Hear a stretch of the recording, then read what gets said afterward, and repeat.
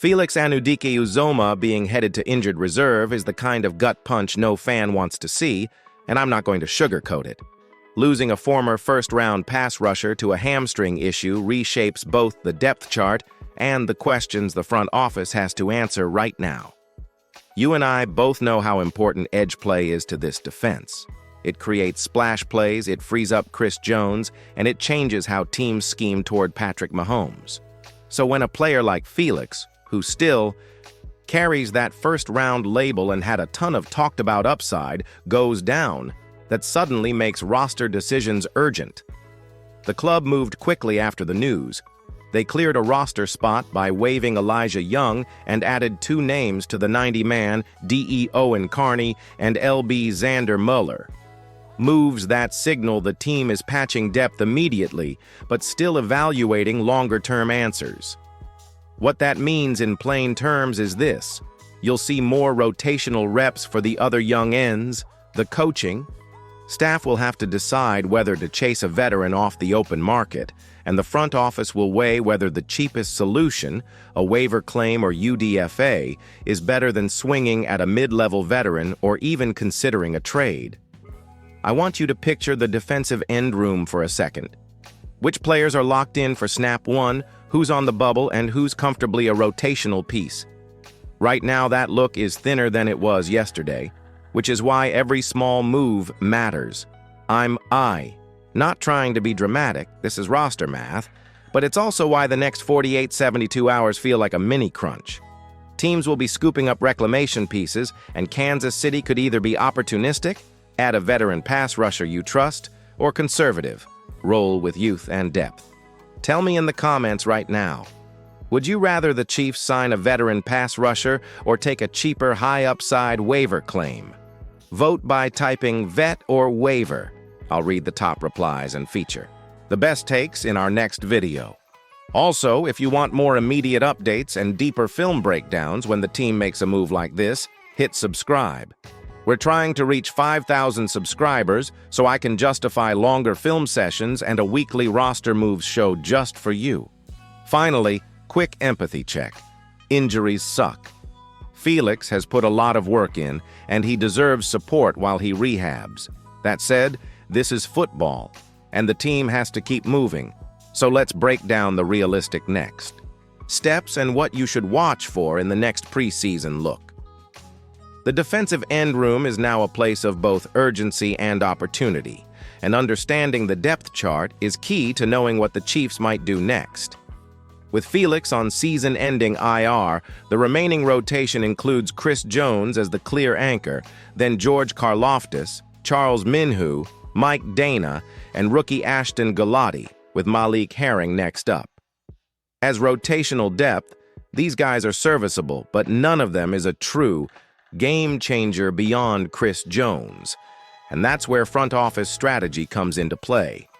The question becomes, do the Chiefs chase someone from free agency, try to snag a reclamation project, or even explore a trade? Let's break that down.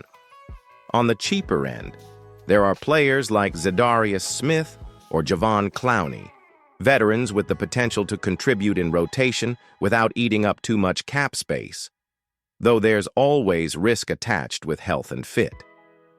If you want a needle mover, the conversation shifts to a bigger trade target like Trey Hendrickson from the Bengals, but that comes with a steep cost. At minimum, a high draft pick and likely a contract extension, which may simply be out of reach for the Chiefs right now. The reality is, most roster moves for this group will be calculated and tactical rather than blockbuster. Even a waiver claim or a UDFA signing could have an immediate impact if they fit the scheme and produce in passing situations. And don't forget, timing matters. Roster cuts are approaching, and the Chiefs could make these adjustments right before finalizing the 53-man roster. From a fan perspective, it's also worth noting how these small moves influence the larger defensive picture. Each addition or subtraction shifts reps, rotations, and who's seeing the field on critical third downs. That means a player who might have been third on the depth chart yesterday could find themselves in a real rotational role this week. If you were advising the Chiefs, would you go with a proven veteran for stability or gamble on a younger, high-upside free agent?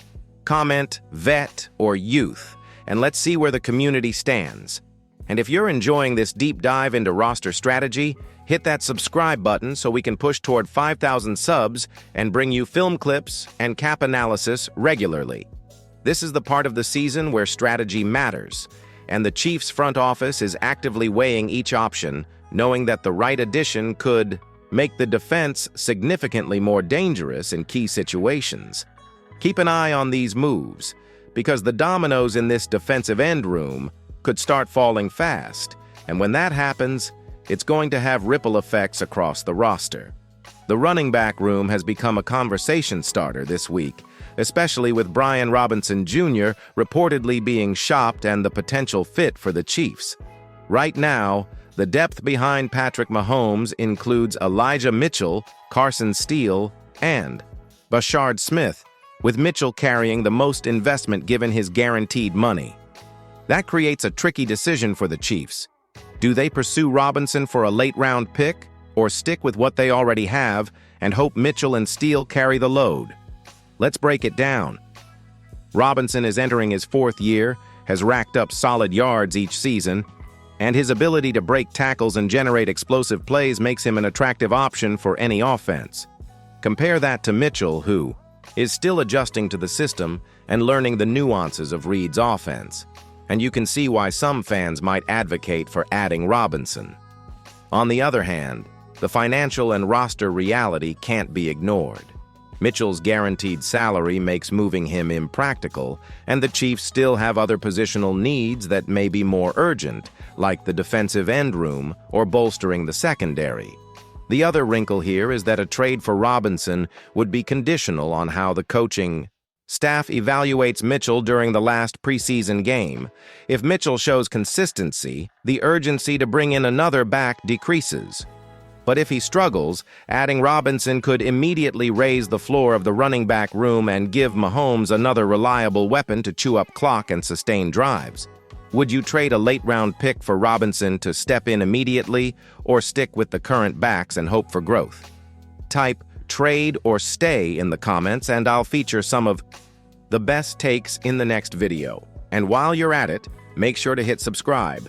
We're chasing 5,000 subs so I can bring you exclusive film breakdowns of running backs and other key position battles before Week 1. This is where the Chiefs' off-season strategy meets in-game needs. Every addition or subtraction in the backfield affects the tempo of the offense, how Mahomes distributes the ball, and ultimately, the team's ability to sustain drives against top-tier defenses. Keep your eyes on this situation, because even a small move, like adding Robinson, could have a big impact on how the Chiefs manage time of possession and scoring opportunities in the early part of the season. The offensive line is another area where the preseason has given us plenty to watch, especially with the young tackles Josh Simmons and Kingsley Suamataia getting their reps. Andy Reid has been clear that both guys are showing promise, particularly in their physicality and willingness to learn. But the reps in preseason games are crucial for development. Simmons, as a rookie, is still adjusting to the speed of the NFL, working on hand strikes, stance, and communication along the line, while Kingsley, though experienced, is new to the tackle position and still figuring out the nuances of both run and pass blocking in this system. Through the first couple of preseason games, the offense has seen Simmons struggle a bit more against the run, whereas Kingsley has had some shaky pass block reps. Small sample size, but something to monitor.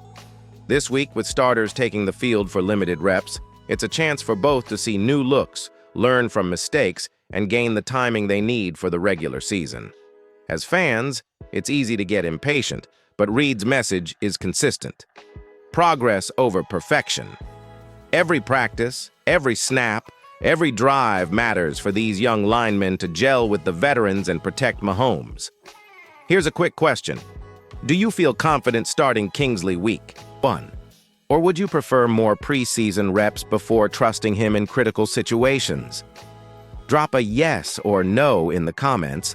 I'll highlight some responses in the next video, and if you want to stay ahead of the curve on offensive line battles and rookie progress reports, make sure you're subscribed. Hitting that 5,000 subscriber milestone means I can produce deeper analysis with film clips, breakdowns, and expert insights every week. The takeaway here is simple. The Chiefs' offensive line may be young, but with careful coaching, detailed preparation, and key reps in the final preseason game, these guys are positioning themselves to protect Mahomes and keep the offense humming. Watching these developmental stories unfold is part of what makes following the team this close to the season so exciting, and it sets the stage for how the roster will perform when the regular season officially kicks off. Let's wrap this up with a quick no-nonsense injury snapshot and the biggest items to watch before cuts, because those little details end up shaping the first few weeks of the season. On the injury front, there are a handful of things to parse. Jack Cochran is dealing with a knee bone bruise but is not facing anything catastrophic. Ethan Driscoll is still recovering from an appendectomy. Mike Edwards is managing a hamstring strain. Nazeeh Johnson is working through a shoulder strain. Null Williams is in concussion protocol. Omar Norman has been slowed again by an ankle issue. That's affected his burst. And Jalen Royals is dealing with patellar tendonitis after that big kick return highlight. The good news mixed into that list is Jaylen Watson, coming off last year's ankle and a recent concussion, saying he feels good and is trending in the right direction, and Marquise Hollywood Brown was shown doing work in individual drills and getting closer to full speed, which would be huge for the receiving room given the uncertainty around Rashee Rice's situation. Speaking of Rice, his case is still being processed through the league system and his status is unresolved for now, so Reid and the staff are preparing as if they could lose him for a stretch. That ambiguity affects roster planning and how much the Chiefs might prioritize bringing in a veteran WR or carrying extra depth. Final takeaways for you? 1. Edge depth is the immediate reactive need after Felix's IR. 2. The RB chatter, Robinson, is interesting but secondary unless Mitchell falters. And 3. OL continuity and WR health will be key to protecting Mahomes and sustaining drives. Quick poll for the pinned comment. Which position group needs the most help before Week 1? Def Edge, RB, OL, WR. Vote now so we can see where the community stands. If you like the breakdown and want more roster moves, cap talk, and film study, smash that like button and subscribe. We're chasing 5,000 subscribers, and once we hit it, I'll drop a longer film session breaking down the best realistic move the Chiefs could make. Thanks for sticking through the whole video. Keep the takes coming in the comments. I read every single one, and I'll feature the best community responses in the next breakdown.